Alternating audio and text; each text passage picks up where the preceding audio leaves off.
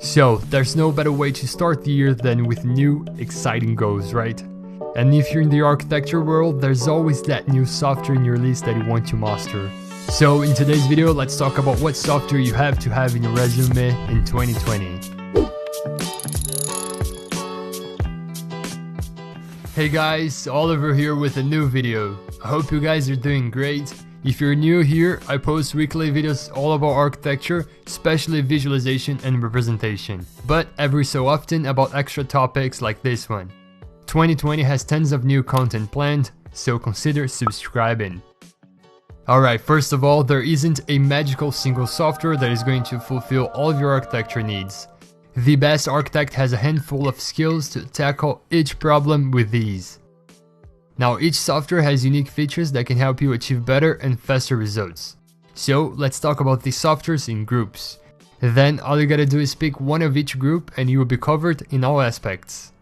Okay, you guys will probably know a couple of them, but since I've had lots of requests about what software I use and why, I'm going to also give my opinion on each one, and in the end you can see precisely what workflow I use. Cool, the first and foremost important group is obviously BIM. It's the main tool for architects, no doubt.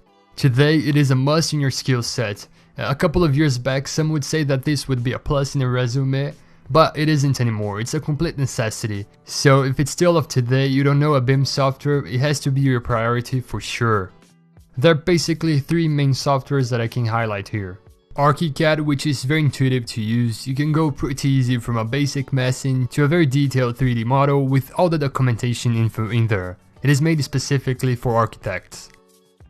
Then Revit, which is the most used worldwide. It has the best connections with other projects such as Structural, Map, and so on. And there's one I like to always remember but usually doesn't have that much attention, Vectorworks.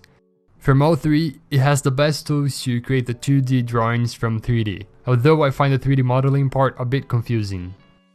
Well, that's a very short and shallow comparison, but don't just make this choice based on the most used software worldwide, thinking you just get a job easier, or just based on this list.